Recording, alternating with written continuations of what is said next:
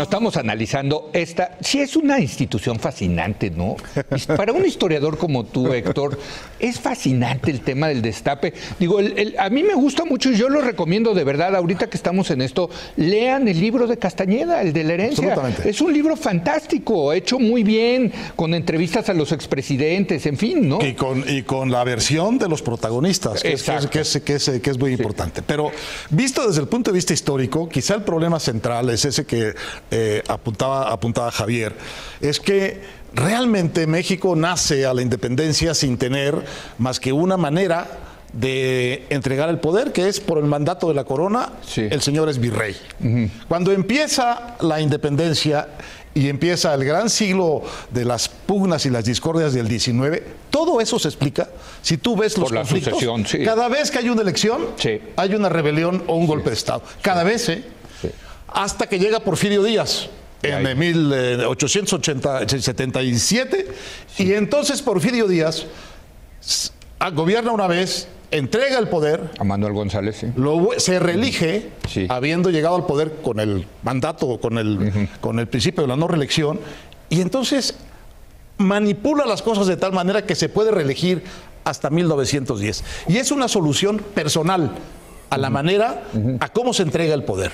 Viene la revolución, se fractura. Pero que tiene un límite biológico. Tiene un límite biológico. Stalin se muere en el poder. O sea, claro. No es una solución. Entonces, viene la revolución, se destruye todo eso, se disgregan las fuerzas, las recuperan a tiros, etcétera, y fundan el partido, que después va a ser un partido cuasi único, pero que no es fundado así, que es el Partido Nacional Revolucionario, que es el Partido de los Revolucionarios. Bueno, hay una enorme cantidad de partiditos. No hay ni uno solo que no sea el instrumento de uno de los caudillos, un jefe militar o un político. Finalmente, en el cardenismo se une todo en un partido de Estado muy dominante, al que Cárdenas le añade el tema de que el presidente es dueño de todo esto, pero no se puede reelegir. Y entonces viene el periodo más largo de eficacia en la efectiva transmisión del mando, no solo a otra persona, sino a la siguiente generación. A otros políticos, a otros grupos políticos, que están todos dentro de la misma cacerola, pero que son muy distintos entre sí. Pero lo que es muy interesante en eso, en esa historia, y que la cuenta muy bien Jorge en su libro La herencia, es que está la visión de los vencedores, pero la versión de los vencidos, de los ardidos, como dice Jorge. Aquí ha mencionado varias veces esa palabra, los ardidos. El tema es cómo controlas a los perdedores. Bueno, es que no hay espacio en todo este proceso que acabo de describir a que los partidos se vuelvan realmente partidos. A que se cree dentro de los partidos los mecanismos para que haya primarias. Porque toda elección interna es el principio, la amenaza de una escisión. Y cada decisión es la amenaza de una rebelión. Y quieren cualquier cosa menos interrumpir la paz que se ha conseguido. De manera que cuando llega la primera decisión seria dentro del PRI, es la de Cuauhtémoc Cárdenas para salirse del PRI. Porque no hay, si se acuerdan ustedes, el reclamo de Cuauhtémoc era que no había dentro del PRI manera de que se expresara la corriente democrática. Es correcto. Entonces, toma la decisión de salirse. Y ahí empieza una historia distinta de la democracia mexicana, pero los partidos del PRI, el PRD, el PAN, siguen sin tener como tradición histórica el tema de elegir a sus candidatos. ¿Cómo elegir a sus candidatos? Bueno, ni se diga en Morena. No hay democracia interna en los partidos. Dejaste a Morena afuera. Bueno, Morena, ¿para qué hablamos? Pero cada vez que intentaba el PRD hacer una elección interna, acababa en un escándalo destrozado. Bueno, y el PRI también lo trató de hacer, acuérdate, en el 99 y fue parte también o sea, la división de Madrazo con la Bastida, ¿no? Pero esta solución no existe de adentro de los partidos. Pero, a ver, sí, Jorge, yo sé que tú quieres hablar, pero sí quiero dejar ahí pendiente el tema de los perdedores, porque también lo que viene para el presidente Peña Nieto es decir, va a ser fulanito, ¿y qué va a hacer con los perdedores dentro del PRI? No, es que eso también ha cambiado mucho. Jorge. Es que yo creo que es básico. Es decir, los ardidos o los vencidos tienen una de dos o tres opciones y siempre las han tenido. Una, sumarse al vencedor y esperar que les den algo. Y un rato, o corto o largo. Digamos, un muy buen ejemplo sería en 1976, López Portillo es el candidato quizás sorpresivo de Echeverría, y se suman primero en la campaña, entre otros, Porfirio Muñoz Ledo como presidente del PRI, y luego entra como secretario de Educación, aunque al año y pico López Portillo lo destierra. Bueno, otra opción que tienen los ardidos es entender que ya no tienen carrera política hacia adelante, más que puestos muy de segunda, pero que tienen un rato para, digamos, que la revolución les haga justicia, si es que no se las ha hecho todavía, y pueden robar en grande durante el tiempo que les queda, que es un buen año, porque los destapes siempre coinciden con el año de Hidalgo. Y la tercera opción, que ha ido sucediendo mucho, sobre todo desde 1988 con Manuel Bartlett, es el enojo pasivo. Ok, me ganaste, yo no fui, pero si sabes contar, conmigo no cuentas. Y Bartlett deja pasar a Cuauhtémoc, deja pasar a los partiditos que se le suman, deja pasar lo que sucede la noche del 6 de julio del 88, las deja pasar toditas. Lo mismo sucede en el 94 con Camacho.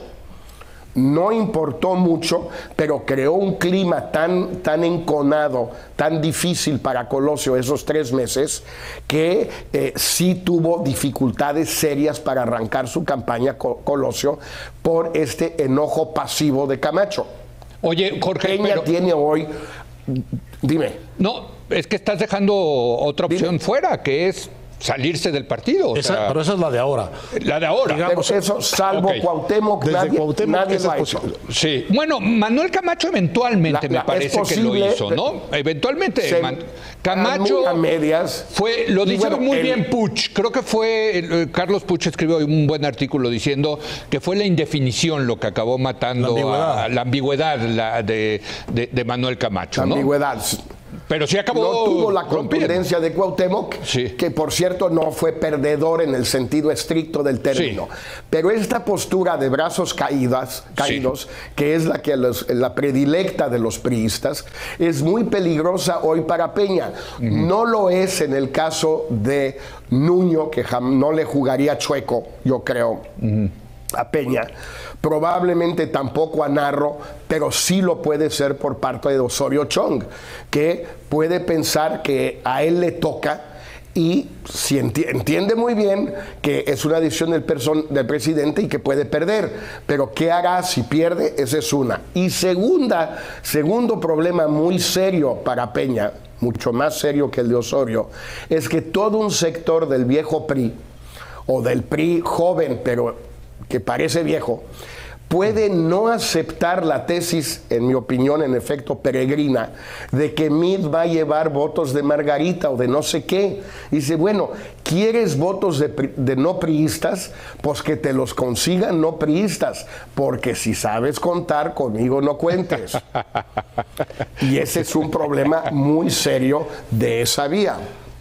Javier. Coincido, y el único matiz que yo haría es que aquí el costo de dejar caer tus brazos para alguien tal vez, por ejemplo, como Osorio Chong, es altísimo. Es decir, el no apoyar a quien gane, el no sumarse a quien gane, pues podría implicar que gane López Obrador o que gane el Frente, que sería una muy mala noticia para todos en el PRI, incluyendo los ardidos que no fueron destapados. Entonces, creo que en esta elección, otra vez, la idea son las restricciones en la coyuntura. Aquí, esa dinámica que es muy real y que sin duda existirá también en esta elección, yo creo que pesará menos de lo que hubiera pasado o pesó en otras elecciones. Bueno, no es gratuito, por cierto, no es gratuito que López Obrador le mande ciertos guiños a Osorio Chong, diciendo te van a cepillar, cuidado, ¿no? O sea, claro, está jugando con eso. Bueno, porque no solamente es brazos caídos, puede ser brazos subrepticios apoyando al otro, claro, ¿no? Y la otra creo que variable clave en un contexto democrático es que uno es bueno o mal candidato no solamente per se, sino en función de quiénes son tus rivales. Y sabemos, hoy por hoy, que el principal rival será López Obrador. Entonces, y Anaya, ¿no?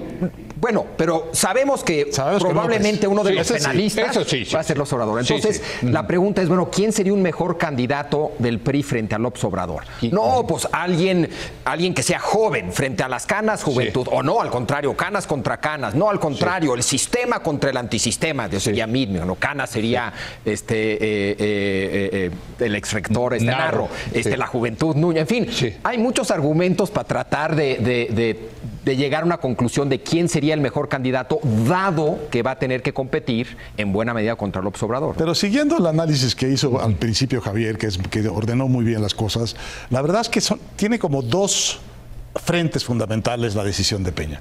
Uno es la continuidad de su proyecto, que implica desde luego que le cuiden las espaldas. Claro. El otro es conservar completo al PRI. Porque si no conserva completo al PRI, ni al 25% va a llegar, cualquiera que elija. Entonces la combinación es, ¿cuál es el candidato o cuál es la alianza de precandidatos que garantizaría las dos cosas? La alianza que garantizaría las dos cosas es, digamos, Osorio, que no garantiza la continuidad del programa, apoyando a un candidato que sí garantiza la continuidad del proyecto de Peña. Y por el otro lado, gentes que podrían, como Mir, representar con mucha mayor credibilidad el proyecto de Peña, pero que no necesariamente puede tener el apoyo del PRI. Entonces, si yo fuera Peña, lo que yo estaría pensando es un poco en lo que hizo Echeverría con López Portillo. Un candidato que tiene el apoyo de otros candidatos o que son esos precandidatos puestos en el camino del candidato ganador para que parezca que todo está unido. El ganador es el ganador, pero los demás son también ganadores. Digamos, si una coalición. Más que elegir una persona es elegir una coalición. Una coalición, digamos. Sí.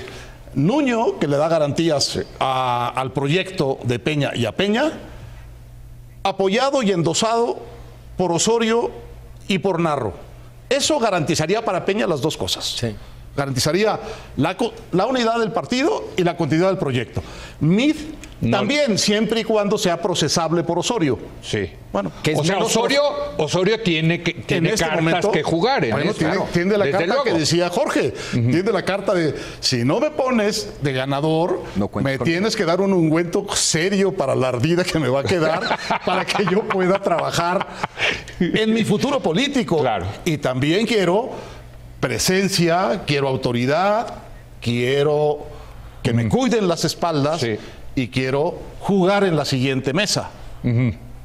A ver, Jorge, ya están saliendo aquí los chismes, pues por sí, cierto. Ya está, pero es un buen análisis, análisis. Pero yo creo que hay elementos adicionales, es decir, el presidente de la República no tiene el mismo control de los gobernadores, de la vieja clase política, y vieja no quiero decir de edad, sino que vienen de otro momento que tenía antes, porque no tiene el elemento contundente de la amenaza. Si no te subes, vas a ver cómo te va a ir. Pues vas a ver tú, porque me cambio de bando, y mi bando, por cierto, nuevo, lleva 5 puntos de ventaja, sobre el tuyo. Claro. Porque acuérdate que hay una elección. Sí. Entonces no me andes amenazando, o más bien tu amenaza no me espanta tanto. Bueno, el problema aquí es que Osorio necesita sumarse, suponiendo que él no sea, pero no es solo Osorio.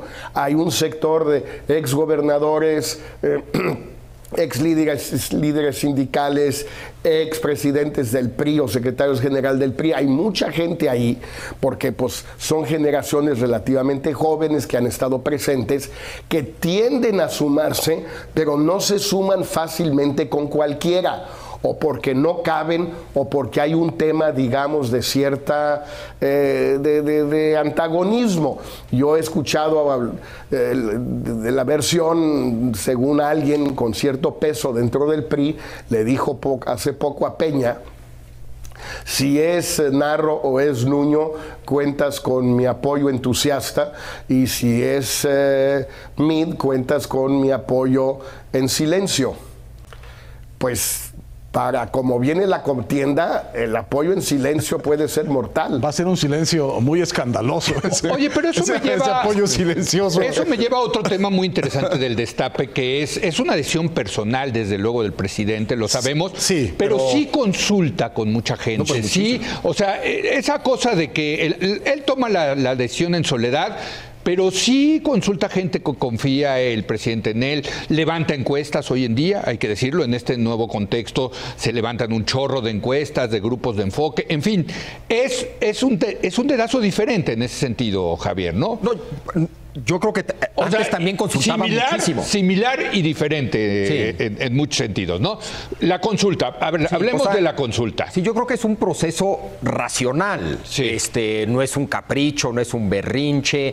Un pequeño elemento de capricho y berrinche puede tener, pero yo creo que lo que predomina, ha sido una decisión, entre comillas, responsable. Pero también se lo toman muy en serio. Lo que dice Jorge en su libro es muy interesante. También hay un factor personal de quién es la familia, de si tiene problemas de alcoholismo, si tiene, ¿no? O sea, bueno, pero ese es el betting también que se da en todos los Exacto, pero lo hace el presidente, ¿no? Sí, o sea, hay una consulta y son obvios los grupos a los que hay que consultar. Yo creo que es alguien que ha estado viendo el desempeño de posibles candidatos a lo largo del sexenio. Eso también los ha calado, ¿no? También los echa a jugar para calarlos, ¿eh? Es parte de la tradición, ¿no? Claro. O sea, los echa al ruedo para ver cómo reaccionan y si tienen la madera para y a veces son cosas muy coyunturales. En su autobiografía, López Portillo habla de un momento en que De la Madrid no es ascendido a un puesto, entonces habla con De la Madrid para explicarle por qué él no recibió ese ascenso y alguien más sí,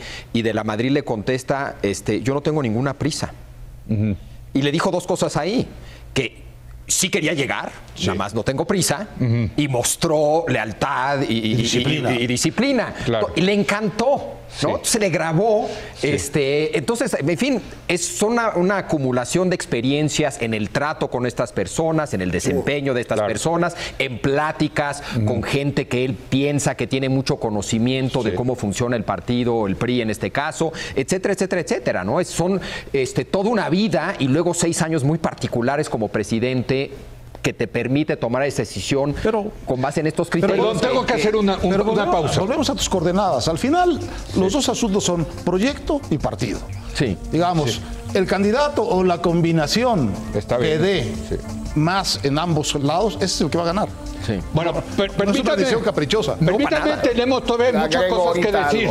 Tenemos todavía mucho que decir. Estamos analizando las instituciones del tapado, el dedazo, el destape. Y vamos a destapar a nuestro candidato. Vamos a destapar. Ahorita cada quien va a decir quién va a ser el candidato del PRI a la presidencia o quién piensa. Regresamos en un momento más.